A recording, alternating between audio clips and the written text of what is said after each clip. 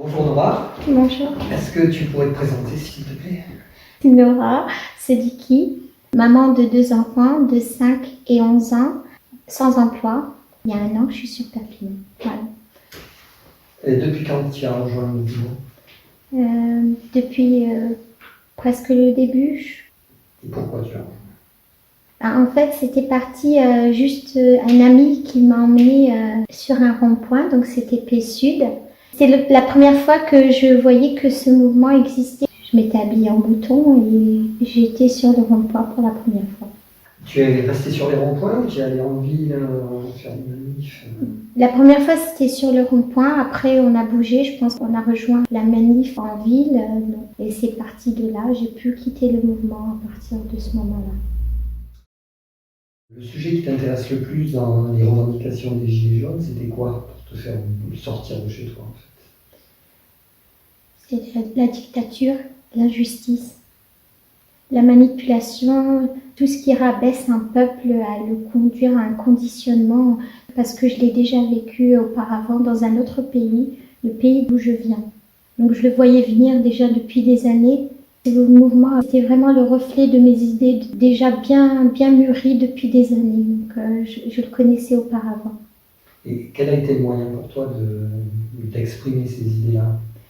En fait, le mouvement a parlé pour moi et je me suis exprimée à travers de grandes pancartes que je faisais la veille ou la semaine avant de manifester. Donc c'était sur des grandes pancartes avec le drapeau français. Donc j'en avais deux grands drapeaux sur les côtés et puis 2 pancartes, voire 3. C'était pas des revendications, c'était plutôt la violence policière qui m'a poussée à mettre à plat plein d'articles qui est dans la Constitution française, que je criais à haute voix dans les rues de Perpignan. Ce mouvement, au début, il était très populaire. Il y avait beaucoup de monde. On sentait presque une joie. Je ne sais pas comment tu le ressentais toi à ce moment-là. En fait, quand j'ai rejoint le mouvement, c'était comme un moyen d'expression en tant que femme, en tant que citoyenne française. Ça me donnait une énergie, et donc quelque part parce que je me sentais suivie et je me sentais accompagnée, je me sentais fondue dans les mêmes expressions, les mêmes revendications. Le plus important pour moi, c'était de faire sortir cette rage que j'avais en moi et qui était déjà bien mûre depuis des années. Je me sentais comme tout autre ici pour exprimer voilà ce que je ressentais tout simplement. Macron, en décembre, a donné des miettes aux Gilets jaunes. Qu'est-ce que tu en penses? Qu'est-ce que tu as pensé de ces mesures? Le Macron, la Macronie.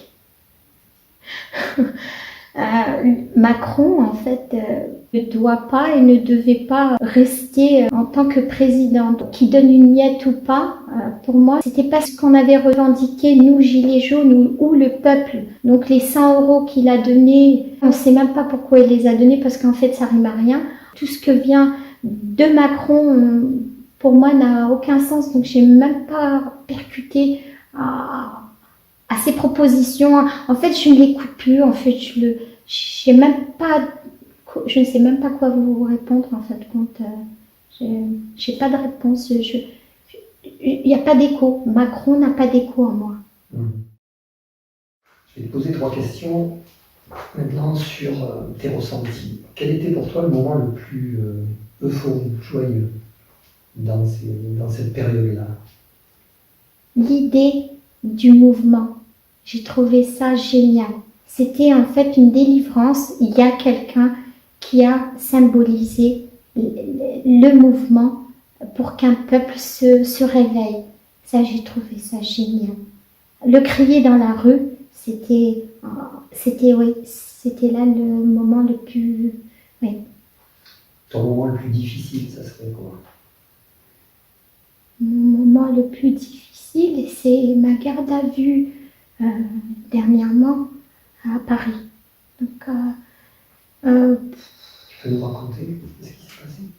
Oui, c'est un cauchemar. On rentrait tout simplement. Je culpabilisais pas de quoi que ce soit. Donc, une armada devant la gare de Lyon était là.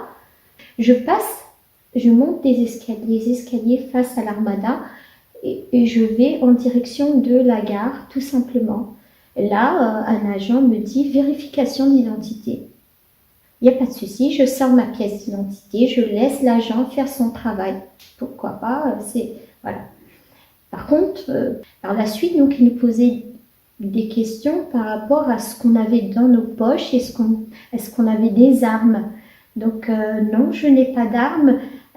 Dans nos poches, tout simplement du sérum physiologique, donc des protections, des talkie-walkie. Donc on avait 2 talkie-walkie. Donc pourquoi m'ont-ils posé la question? Tout simplement quand j'ai une panne de téléphone. Rien qu'au fait de me retrouver dans la foule toute seule avec toute cette violence. Et donc on a un talkie-walkie, oui. Une femme agent me fouille. L'agent me dit qu'est-ce que vous avez? Je dis des protèges tibias. Pourquoi des protèges tibias? Je dis tout simplement que j'ai déjà reçu un flashball à la jambe et que mon tibia il est fragilisé et que je ne comptais pas endommager encore mon tibia une deuxième fois. Donc il me dit vous allez donc nous suivre au commissariat. Je lui dis pour quel motif? Il me dit vous verrez par la suite. Pourquoi pas, hein. Je n'ai pas protesté. Pour moi, ils allaient me donner une réponse logique à cette arrestation, donc pourquoi pas. Donc j'étais jusqu'au bout, calmement. Eux, ils n'y allaient pas calmement. Donc j'étais provoquée, on a été provoqués, tutoyés, harcelés. J'ai été surprise. Il me dit pas de gestes brusques. Je lui dis je ne fais pas de gestes brusques. Doucement, madame. Oui, je vais doucement. Il me dit, vous allez retirer tout doucement ce que vous avez dans les poches. Donc, pas de geste. Ils étaient prêts à me sauter dessus, en fait, comme si j'étais une criminelle. Première section qui nous ont vérifié l'identité, nous emmène jusqu'à une deuxième section plus loin, devant les véhicules de police. Et là, nous saisissent tout ce qu'on a. Donc, un agent se permet de me tutoyer. Donc je n'ai pas toléré, donc je lui dis vous n'avez pas à me tutoyer, je ne vous tutoie pas, je vous respecte, donc faites de même. Donc l'agent s'excite et me dit depuis tout à l'heure vous êtes dans l'ironie. Je dis pas du tout, je réponds à vos questions, je suis là à attendre le véhicule pour que vous puissiez nous emmener au commissariat. Et il continue. Dès que lui s'est arrêté de me tutoyer, donc il a commencé à me vouvoyer, le second agent, lui aussi, a commencé à me tutoyer et me provoquer. J'avais l'impression qu'il cherchait qu'une seule chose, c'est que je fasse un outrage. Mais comme dans ma nature, je respecte et je sais très bien qu'un outrage, un agent est dans sa fonction, je n'ai pas à lui manquer de respect. Donc pour moi, il n'y avait pas question de faire un outrage. Donc ils avaient beau me provoquer, ça ne rentrait pas dans mes principes. Mais ils ont continué très longtemps. Donc le véhicule est venu, on m'a menotté. Les menottes étaient très serrées. Donc pour une maman de 2 enfants qui n'a jamais eu affaire aux forces de l'ordre, moi qui ai travaillé avec les forces de l'ordre en tant qu'interprète, j'étais de leur côté, je les ai aidés dans leur fonction. Je me suis retrouvée de l'autre côté. J'étais très. C'est affreux. Donc le pire, c'était après.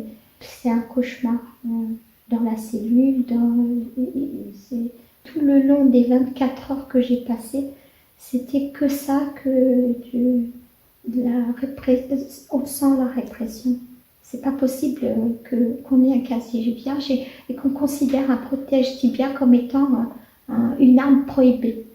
Mon protège tibia est un protège tibia. Ce n'est pas une arme.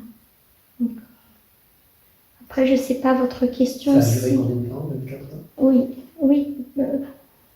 Est-ce que je peux parler de... C'est la question qu'il ne fallait pas poser parce que c'est le cauchemar depuis le commencement du mouvement. Certes, j'ai reçu un flashball à la jambe. Ça m'est passé là, c'est une douleur, mais la douleur est psychologique. La douleur physique, elle est passée, la cicatrice restera, mais elle restera moralement. Mais avec encore le fait qu'on m'emprisonne pour avoir rien fait, et en plus qu'on me maltraite psychologiquement dans la cellule, et au moment où on m'a auditionné, donc la première fois, la dame qui m'a auditionné, elle était outrée, donc elle n'a pas compris pourquoi on m'avait gardée. Et elle me dit, c'est pas possible qu'on vous arrête pour un protège-tibia. Ça me paraît évident. Mais le lendemain, j'ai eu affaire à un autre agent. Mon ami qui est passé avant moi, apparemment, il est passé plus vite. Lui, il est resté peut-être 20 minutes avec l'agent. Moi, pas du tout. Moi, c'était 1 heure et demie. Et la pression, en tant que femme, je crois, de l'humiliation, de la provocation, de l'abus de pouvoir, il s'est permis de déverrouiller mon portable. Moi, je l'avais éteint, mon portable. Et quand je suis arrivée dans le bureau, il avait déjà déverrouillé mon portable, sans ma permission. Il m'a exigé le code par écrit. Mais il avait déjà bien fouillé mon portable auparavant. Quand je lui ai dit, il me dit que c'est le procureur qui lui a exigé. Je lui ai dit, quel article, citez-moi quel article vous permet de fouiller dans ma vie privée comme ça. J'ai mes enfants, j'ai une vie, je ne veux pas que vous touchiez à mon portable. Il me dit, écoutez madame, vous me donnez votre code. Si vous ne me le donnez pas, vous allez tout simplement retourner à la cellule. Encore 4 heures. Levez-vous. Donc je me suis levée et il allait dans le couloir. Il me dit, vous allez retourner en cellule. Je lui dis, non, non, écoutez, je crois qu'on va faire plus simple. Vous allez regarder ce portable. Vous allez faire ce que vous voulez, donc chercher, fouiller. Apparemment, c'est ce que vous m'exigez de faire. Donc vous allez le faire. Comme ça, moi, je pourrai pouvoir rentrer chez moi. Donc c'est ce que j'ai fait. Le premier code, je lui ai donné, de déverrouillage. Par contre, le code SIM, je n'ai pas voulu lui donner. Parce qu'il s'est permis de le faire. Donc il a craqué mon portable. Le code, je ne lui ai pas donné. Je lui ai donné un faux code. Quand il sera face au procureur, je ne sais pas ce qu'il va pouvoir lui dire, mais moi, je ne lui ai pas donné de code du tout. Et on déteste les gilets jaunes. Qu'est-ce que vous venez faire à Paris? Pourquoi vous venez manifester à Paris? Vous restez dans votre campagne. On n'a pas besoin de vous ici. Les rues, vous en avez assez cassé de... Je lui dis, mais je ne casse pas. On n'est pas là pour casser. On n'a jamais rien cassé. On m'a arrêté devant la gare. Qu'est-ce que j'ai? Moi, j'ai rien fait, moi. Je ne suis pas casseur. Je suis gilet jaune. Et là, il m'a inculpé, il m'accusait. Il allait pas avec le dos de la cuillère. Il y aura des suites judiciaires à cette arrestation? Moi, c'est la première fois, donc je ne sais pas comment ça se passe, mais apparemment, je crois qu'il n'y a pas de suite. Non, je ne pense pas. Par contre, moi, je compte bien porter plainte. Je ne trouve pas ça juste qu'on traite de cette façon. Voilà. On a vu là un accroissement de la violence policière au cours du mouvement. Tout le long du mouvement, ça a basculé à un moment donné vers une grosse violence que tu décris. Quel est le but, à ton avis, de cette violence? Pourquoi ils ont basculé? Détruire le mouvement, effacer le mouvement, l'éteindre. Moi, je pense que c'est de la répression pure. Répression interne, ils la font. Ils nous manipulent entre nous déjà. Quand ils en ont un en garde à vue, c'est ce qui s'est passé avec mon propre ami. Déjà, ils nous montent l'un sur l'autre pour pouvoir nous détruire de l'intérieur. Ils nous détruisent de l'extérieur avec de la violence physique, de la violence psychologique, verbale, tout ce qui est... En fait, ils utilisent tous les moyens pour détruire le mouvement, à mon avis. Mais je pense que je ne suis pas la seule à penser comme ça. À la suite de ça, est-ce que tu as peur maintenant d'aller manifester, d'aller à l'extérieur? J'ai des enfants en fait, la seule peur c'est... Je suis maman, donc j'ai pas peur personnellement si j'étais seule. Non, j'ai peur de rien, j'ai peur de personne. Par contre, j'ai 2 enfants en bas âge. Ne pas avoir de maman ou être privé d'une maman, je pense que ça va les atteindre psychologiquement, donc c'est la seule crainte. Sinon, j'ai peur de rien. Les mouvements, j'irai jusqu'au bout, mais c'est dur d'être juste une citoyenne qui veut juste exprimer son mécontentement, exprimer juste que vivre dans l'injustice et survivre et pas vivre devait être aussi dur à vivre en fait. Je comprends pas en fait. Donc non, j'ai pas peur personnellement, mais j'ai peur pour mes enfants. Parce que si on m'emprisonne, c'est mes enfants qui vont en payer le prix cher. Donc tu iras jusqu'au bout, malgré cette peur? Oui, j'irai jusqu'au bout. Mes enfants vivront avec leur père, car ils ont un papa, mais ils n'auront peut-être pas une maman. Enfin, je pense que la répression, elle va tellement loin qu'à un moment donné, déjà qu'on est prise, moi j'ai été en garde à vue pour rien. Donc je pense qu'à un moment donné, j'irai en prison aussi pour rien. Et je m'y prépare. Parce qu'en fait, l'État veut que nous soyons juste des moutons, qui n'aient pas de parole, qui soient muselés, enfin, qui soient camuselés, qui soient... voilà.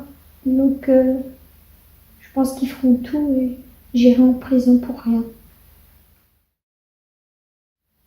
Qu'est-ce que tu dirais aux gens qui regardent ce mouvement Gilets jaunes et qui ne font rien? Vous faites peut-être rien, vous allez peut-être être arrêté en garde à vue tout comme moi. Vous allez peut-être, il y a plein de choses qui vont suivre les événements. Si vous êtes gilet jaune, moi je dis qu'on n'est pas que gilet jaune, on est l'exemple du monde entier. On est la nouvelle génération après 68. Donc si nous, on n'est pas là aujourd'hui comme ont fait nos parents ou nos grands-parents, qui le fera à notre place?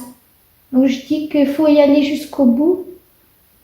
Maman, papa, grand-père, enfants, petits-enfants. Donc si vous êtes gilet jaune, il faut aller jusqu'au bout. Beaucoup de gens comptent sur nous, la France, le monde entier. Moi je dis, je me sacrifie, oui, comme se sont sacrifiés d'autres. C'est un mouvement qui en vaut la peine. C'est la liberté de beaucoup de gens dans le monde entier. Et j'en suis fière.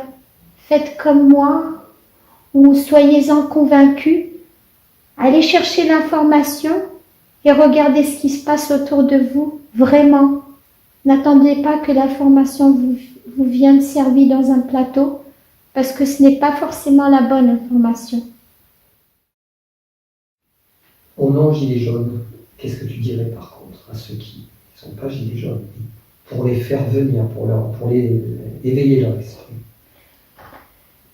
Je leur dirais que tout comme eux, un jour, j'étais aussi aveugle, j'étais sourde et je ne voyais pas au dehors de ma bulle parce que j'étais conditionnée.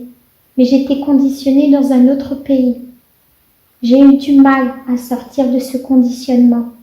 Mais si on est là, nous, on est là justement pour vous aider à sortir de ce conditionnement.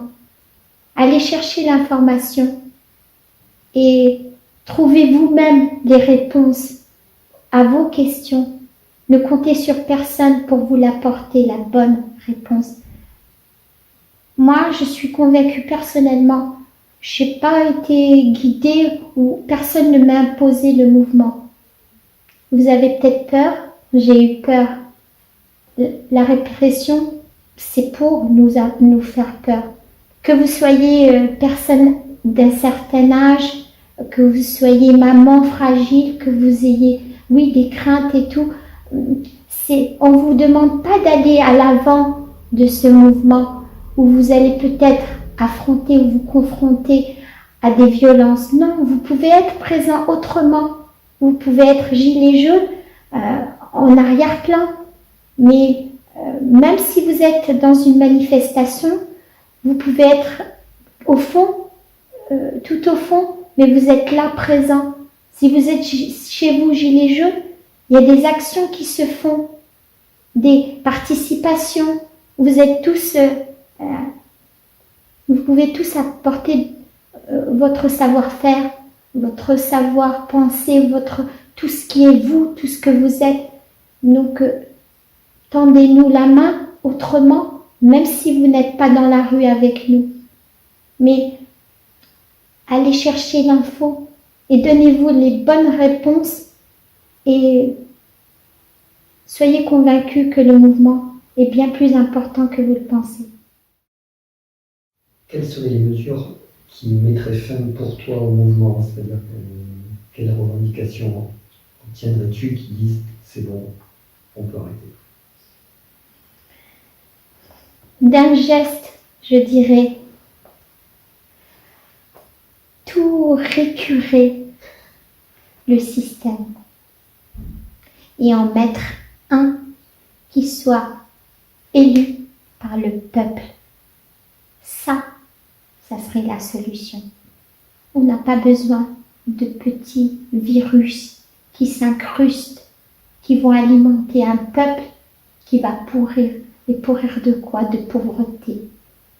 On ne veut pas survivre, on veut vivre. Et pour vivre, il nous faut un peuple qui soit là à la place de ce système qui est dictateur. Tu as parlé tout à l'heure de flashball. Tu peux nous en dire plus sur la violence physique cette fois?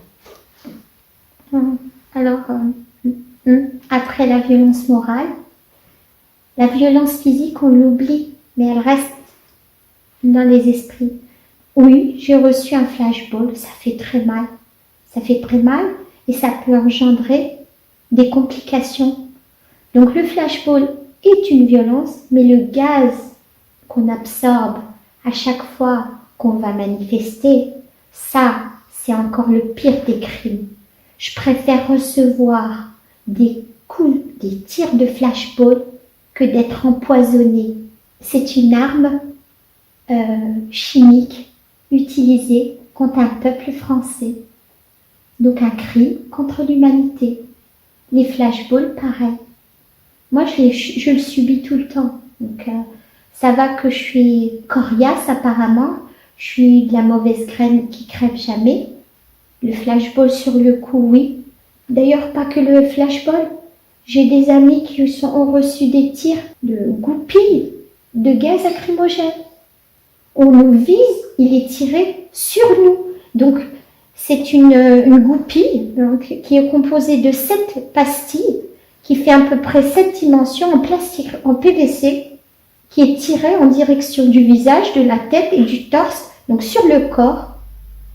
Un ami l'a reçu sur l'arcade, un autre l'a reçu à la gorge, beaucoup l'ont reçu sur le torse, aux jambes, sans parler des grenades de décerclement pareillement. Donc, oui, la violence, c'est horrible. Faire subir à des manifestants.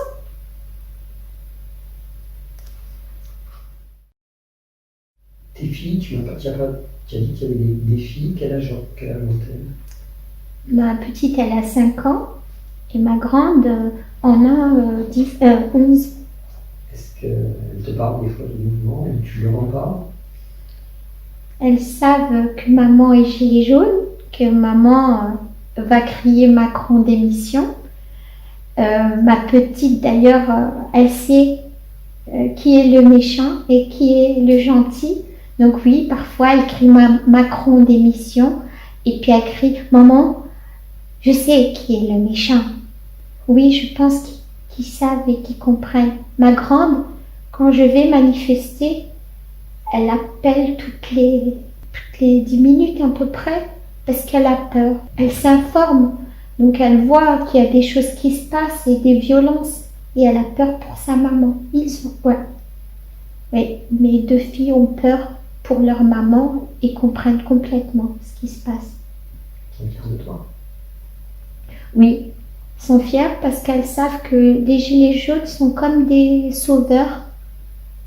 Elles voient que les gilets jaunes demandent à un président à avoir plus à manger. Merci Nora, force à toi, force et honneur. Force et honneur, merci à vous aussi. Merci beaucoup.